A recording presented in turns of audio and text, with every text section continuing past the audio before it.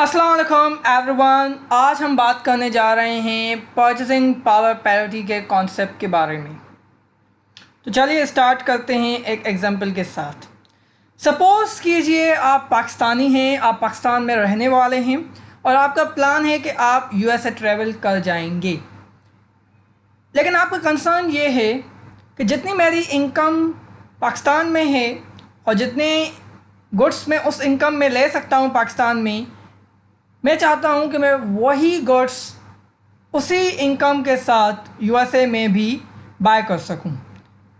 यानी कि आप अपनी कॉस्ट ऑफ लिविंग को मेजर कर रहे हैं। आप ये देख रहे हैं कि मेरी कॉस्ट क्या होगी अगर मैं यूएसए में रहने के लिए चला जाऊँ। सपोज़ कीजिए कि आपने 1000 में पाकिस्तान में ये सारे गुड्स ले सकते हैं। यानी कि आपकी इनकम पाकिस्तान में 1000 रुपीज़ है और आप ये सारे गुड्स जो आपको नज़र आ रहे हैं स्क्रीन पे वो आप ले सकते हो, जिसमें फ़िज़ी ड्रिंक है, बर्गर है, वाटर है, बिस्किट्स हैं, चॉकलेट है, फ्रेंच फ्राइज़ हैं, आइसक्रीम है और टी है। और अगर आप इनको सबको एड ऑन करेंगे तो आपको 1000 रुपीज़ नज़र आ जाएंगे, जिसमें आप ये सारे गुड्स बाय कर सकते हैं। आप चाहते हैं कि जब मैं यूएसए चला जाऊँ तो मुझे ये सारे के सारे गुड्स एक ही 1000 में मिल जाएँ। अब आप ये सोचते होंगे कि यूएसए में तो रुपीज़ में पेमेंट होती नहीं है, वहाँ पे तो मुझे डॉलर देने पड़ेंगे। तो अब डॉलर में किस तरीके से ये सारे गुड्स बाय करूँ? तो इसका सिंपल आंसर है एक्सचेंज रेट। अगर मैं ये कहूँ कि पाकिस्तान और यूएसडी का जो एक्सचेंज रेट है, जो अभी करंट एक्सचेंज रेट है, वो है $1 इक्वल टू 1000 रुपीज़। हम एग्जांपल के तहत बात कर रहे हैं, ये अनरियलिस्टिक एक्सचेंज रेट है, लेकिन हम सिंप्लिसिटी के लिए इस एग्जांपल को अज्यूम करते हैं कि एक्सचेंज रेट क्या है, 1000 इक्वल टू $1। तो अब आपने क्या किया, आप एम्बेसी चले गए और वहाँ से आपने 1000 देकर $1 हासिल कर लिया। अब आप ये $1 जो आपके पास मिल गया वो आप यूएसए लेके चले गए। अब आपने यूएसए में जाके ये सारे गुड्स $1 में ही बाय किए। हम एग्जाम्पल के तहत बात कर रहे हैं। तो अगर आपको ये सारे गुड्स $1 में मिल जाते हैं यूएसए में, तो आप कहेंगे कि ये जो एक्सचेंज रेट है between Pakistan and USA, USD versus PKR, जो कि $1 इक्वल टू 1000 रुपीज़ था, वो मेरा पीपीपी रेट है, यानी कि वो मेरा परचेसिंग पावर पैरिटी रेट है। यानी कि कॉन्सेप्ट क्या है कि ये जब एक्सचेंज रेट जिस पे मुझे पाकिस्तान में और यूएसए में सेम टू सेम गुड्स मिल जाते हैं, तो मैं उस रेट को क्या कहूँगा, मैं परचेसिंग पावर पैरिटी रेट कहूँगा। तो आप इस कॉन्सेप्ट की डेफिनेशन को पढ़ते हैं। कॉन्सेप्ट क्या कहता है, the exchange rate that allows you to buy the same goods in both countries is the rate of purchasing power parity rate.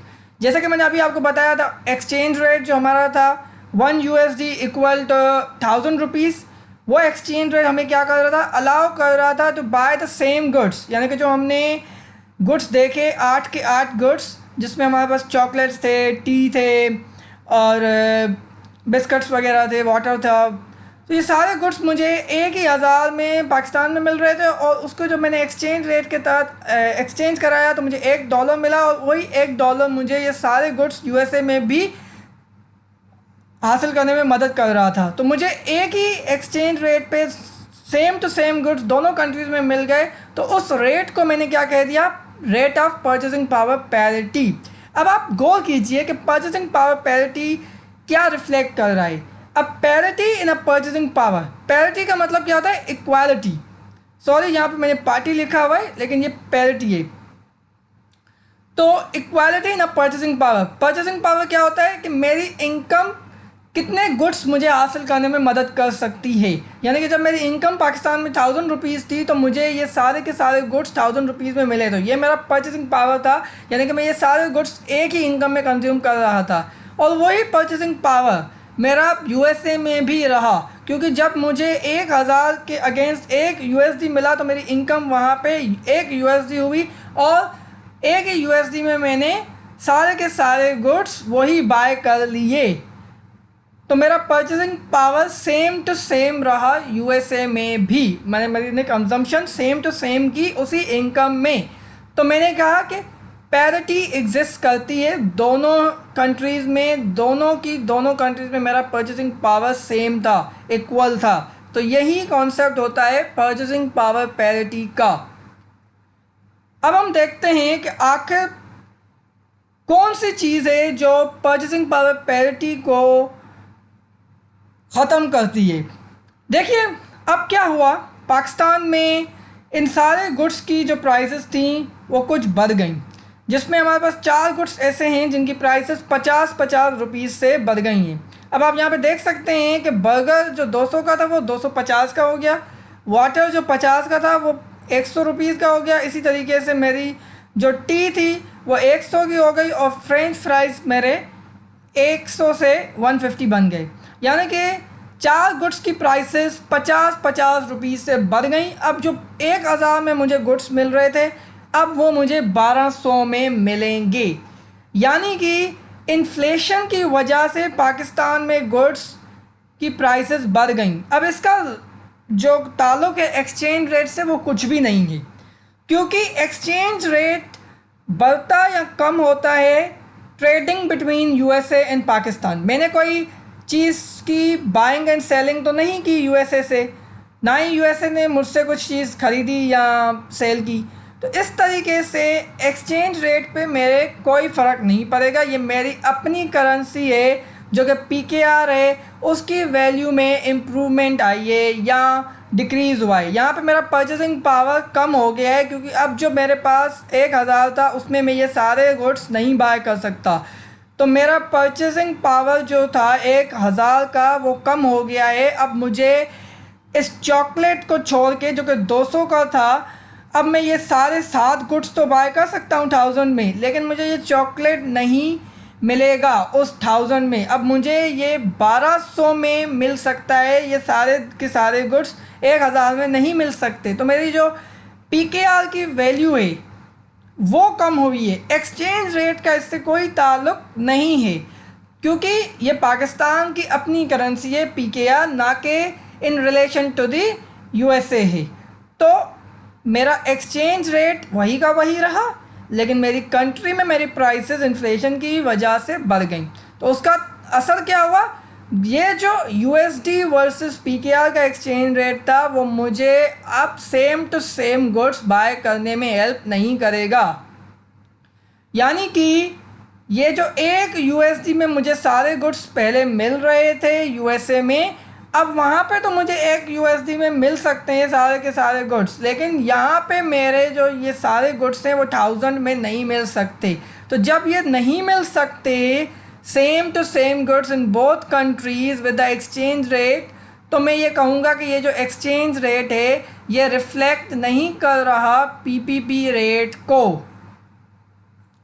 क्योंकि यहाँ पे अगर 1 यूएसडी इक्वल टू 1200 होता तो मैं ये कहता कि सेम गुड्स इसी एक्सचेंज रेट पे मुझे मिल रहे थे, जो कि $1 इक्वल टू 1200 था, और 1200 के गुड्स मैंने ये पाकिस्तान में बाय किया और वही एक्सचेंज करा के मुझे $1 मिला, और इसके अगेंस्ट मैंने यूएसडी में वही गुड्स बाय कर लिए। क्योंकि मेरा exchange rate 1200 equal to 1 USD होता तो मेरा परचेसिंग पावर पैरिटी एग्जिस्ट करता, मगर क्योंकि प्रिवेलिंग जो करंट एक्सचेंज रेट है वो तो सेम है 1 USD equal to PKR 1000 rupees, तो उसमें तो मेरी परचेसिंग पावर पैरिटी एग्जिस्ट नहीं करती। तो इस वजह से ये जो एक्सचेंज रेट है वो मेरा परचेसिंग पावर पैरिटी को रिफ्लेक्ट नहीं कर रहा। इसी वजह से मैंने इसको एक्स कह दिया कि ये गलत है, ये परचेसिंग पावर पैरिटी रेट नहीं है। परचेसिंग पावर पैरिटी इस सूरत में क्या होता, 1 यूएसडी इक्वल टू पीकेआर 1200। अब ये खुद ब खुद आगे चल के रेट बन जाएगा। कैसे, देखिए पाकिस्तान में गुड्स महंगे मिल रहे हैं तो पाकिस्तानी क्या कहेंगे, पाकिस्तानी कहेंगे कि मैं ये गुड्स यूएसए से बाय करूँ क्योंकि वहाँ पे सस्ते हैं। कैसे, क्योंकि अगर मैं 1000 दूंगा तो मुझे $1 मिलेगा और मैं $1 में वो सारे के सारे गुड्स बाय कर सकता हूँ यूएसए से। सो मुझे 1000 में मिल रहे हैं यूएससी में तो गुड्स, तो मैं क्यों 1200 के यहाँ से ख़रीदूँ? तो डिमांड किसकी बढ़ी? यूएस डॉलर की। तो जब यूएस डॉलर की डिमांड बढ़ती है तो यूएस डॉलर एप्रिशिएट होता है। जब एप्रिशिएट होता है यूएस डॉलर तो क्या होता है? पीकेआर वीक होता है। वीक होने की सूरत किस तरह से हमें पता चलती है कि ये जो 1000 रुपीज़ हैं, अब ये 1000 रुपीज़ नहीं रहेंगे। अब मुझे एक यूएसडी के अगेंस्ट बहुत सारे पैसे मिलेंगे। अभी तो मैं कहूँगा कि मेरा यूएसडी एप्रिशिएट हुआ है, और मैं तब कहूँगा जब मेरा एक्सचेंज रेट वीक हुआ है, जब मुझे ज़्यादा पैसे में $1 मिले। तो ज़्यादा पैसे कभी होंगे? जब 1200 मुझे देने पड़ेंगे $1 के अगेंस्ट। तो वो तभी होगा जब मेरी डिमांड यूएस डॉलर की बढ़ती जाएगी और वो एप्रिशिएट होगा और मुझे $1 के अगेंस्ट ज़्यादा पैसे देने पड़ेंगे। तो मैं ये कहूँगा कि यूएस डॉलर जो है वो इम्प्रूव कर गया और मेरा जो रुपी है वो वीक हो गया अगेंस्ट द यूएसडी।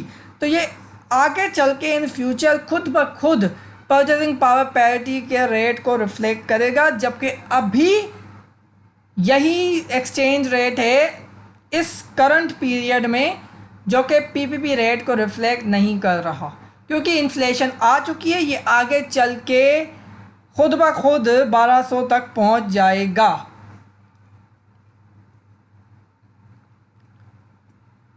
अगर आप इस कॉन्सेप्ट के बारे में बात करें तो ये कॉन्सेप्ट क्या कहता है? Purchasing power parity approach is based on law of one price.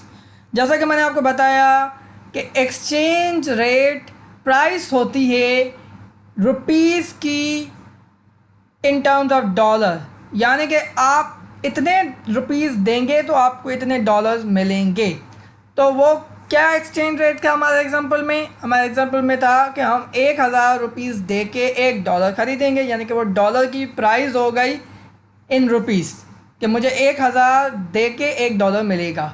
वो एक प्राइस थी जिस पे मुझे same to same goods USA में और पाकिस्तान में मिल गए। तो मैं उस रेट को क्या कहता हूँ? Purchasing power parity rate. तो इसीलिए यहाँ पे लिखा हुआ है कि it's based on law of one price. It states same goods in different countries should have identical prices. जैसे कि मैंने आपको बताया कि वो जो एक्सचेंज रेट है उसी में सेम गुड्स मुझे दोनों कंट्रीज़ में मिल सकते थे। तो वही मेरा एक्सचेंज रेट पीपीपी रेट को रिफ्लेक्ट कर रहा था। The law argues that McDonald's Big Mac in Australia will have the same price as our McDonald's Big Mac in US। यहाँ पे ऑस्ट्रेलिया और यूएसए की एग्जांपल दी हुई है कि ऑस्ट्रेलिया में जो मैकडोनल्ड्स का बिग मैक बर्गर है वो आपको सेम प्राइस में मिले जैसा कि आपको यूएसए में मिल रहा था, क्योंकि ऑस्ट्रेलियन की जो करेंसी है वो ऑस्ट्रेलियन डॉलर है और यूएसए की करेंसी यूएस डॉलर है। तो जब मैं एक्सचेंज रेट को इन दोनों कंट्रीज़ के अगेंस्ट एक्सचेंज कराऊंगा तो मुझे सेम टू सेम प्राइस में अगर बर्गर मिल जाता है दोनों कंट्रीज़ में, तो मैं ये कहूँगा कि वो एक्सचेंज रेट पीपीपी रेट को रिफ्लेक्ट कर रहा है।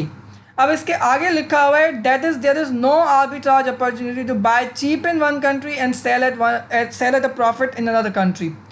अब आर्बिट्राज अपॉर्चुनिटी तब क्रिएट होती है जब आप एक कंट्री में सस्ता बाय करो और दूसरी कंट्री में ज़्यादा प्राइस पे सेल करो, तभी आपको प्रॉफिट मिलता है। जैसे फॉर इंस्टेंस मैं ये कहूँ कि आपने कराची से कोई चीज़ सस्ती ली और आपने लाहौर में जाके उसको सेल कर दिया ज़्यादा प्राइस पे, तो आपको क्या हुआ? एक मुनाफा हुआ उसी गुड को वजह से। एक ही गुड है लेकिन उसकी दो मार्केट्स में अलग अलग प्राइस थी जिसकी वजह से आपको फ़ायदा हुआ। अब यहाँ पे आप देखें कि परचेसिंग पावर पैरिटी का कॉन्सेप्ट है लॉ ऑफ वन प्राइस। तो दोनों कंट्रीज़ में दोनों जगहों पे एक ही प्राइस है। वही गुड्स मुझे 1000 में पाकिस्तान में मिल रहे थे और $1 में वही सारे गुड्स मुझे यूएसए में मिल रहे थे। तो मुझे क्या फ़ायदा होगा? यहाँ से मैं 1000 के ख़रीदूँगा और मैंने उसी 1000 को ख़रीद के $1 कमाया जाके यूएसए में, और फिर वो $1 को मैंने एक्सचेंज कराया तो मुझे 1000 ही मिल गया। तो मेरा 1000 के गुड्स थे, 1000 मुझे बाद में मिल रहा है जब मैंने यूएसए में सेल किए जो भी गुड्स थे मेरे, तो मुझे फ़ायदा तो कुछ भी नहीं हुआ। इस वजह से हम कहते हैं कि there is no arbitrage opportunity exist in the concept of PPP rate. जहाँ पे पीपीपी रेट एग्जिस्ट करता है वहाँ पे आर्बिट्राज अपॉर्चुनिटी क्रिएट नहीं होती। आपको सेम प्राइस दोनों कंट्रीज़ में मिलती हैं, दोनों मार्केट्स में मिलती हैं, इस वजह से आपको प्रॉफिट नहीं हो सकता कि आप एक जगह से सस्ता लें और दूसरी जगह आप महंगा बेचें। तो ऐसा नहीं मुमकिन जब भी परचेसिंग पावर पैरिटी रिफ्लेक्ट होती है एक्सचेंज रेट में। अब हम देखते हैं कि इसके कैलकुलेट किस तरीके से करते हैं। इसके कैलकुलेशन का सिंपल वे ये है कि आप इस फार्मूले को देखें जिसमें S is equal to P1 divided by P2 है। तो P1 क्या है? Cost of good X in currency 1। आप इसको अज्यूम करें कि ये जो गुड X है वो सेम टू सेम गुड्स जो हमने पाकिस्तान में बाय किए थे वो हैं गुड्स, और उनकी जो प्राइस थी वही उनकी प्राइस हम समझ सकते हैं, और इन वन करेंसी यानी कि PKR में उन गुड्स की क्या कॉस्ट थी या प्राइस थी 1,000 रुपये। और इसी तरीके से आपकी जो कॉस्ट ऑफ गुड X यानी कि वही same to same goods in currency 2, यानी कि अगर USA की करेंसी की बात करें, USD की बात करें, तो उसकी क्या प्राइस थी? $1। तो हम क्या कह सकते हैं कि यहाँ पे 1200 लिखें और यहाँ पे $1 लिखें, तो हमारे पास क्या आ जाएगा? S आ जाएगा। S क्या है? Exchange rate of currency 1 to currency 2, यानी कि ये PPP रेट है जो कि एक करेंसी टू करेंसी 2 है। ठीक है, तो हमने क्या किया, हमने 1200 यहाँ पे लिख दिया और $1 यहाँ पे लिख दिया, तो हमारे पास 1200 आंसर आ गया एस का, जो कि PPP रेट है। इस तरह से हम सिंपली इसको कैलकुलेट करते हैं। यहाँ पे मैंने बंडल ऑफ गुड्स की बात की है, आप एक गुड को भी ले सकते हैं। जैसे फॉर इंस्टेंस टी की प्राइस पाकिस्तान में 50 रुपये है और USA में फॉर इंस्टेंस 0.2 है, तो हम 50 डिवाइडेड बाय 0.2 भी कर सकते हैं।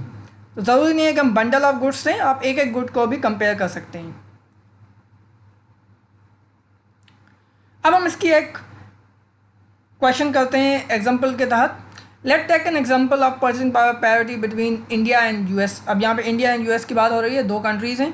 Suppose an American visits a particular market in India. एक अमेरिकन आया हुआ है इंडिया में, उसने एक पर्टिकुलर मार्केट को विज़िट किया है और विजिटर ने बात किया है, यानी कि उसने बाय किया है, उसने परचेज़ किया है 25 कप केक्स फॉर 250 रुपीज़। क्योंकि ये इंडिया में है तो प्राइसिंग रुपीज़ में होगी।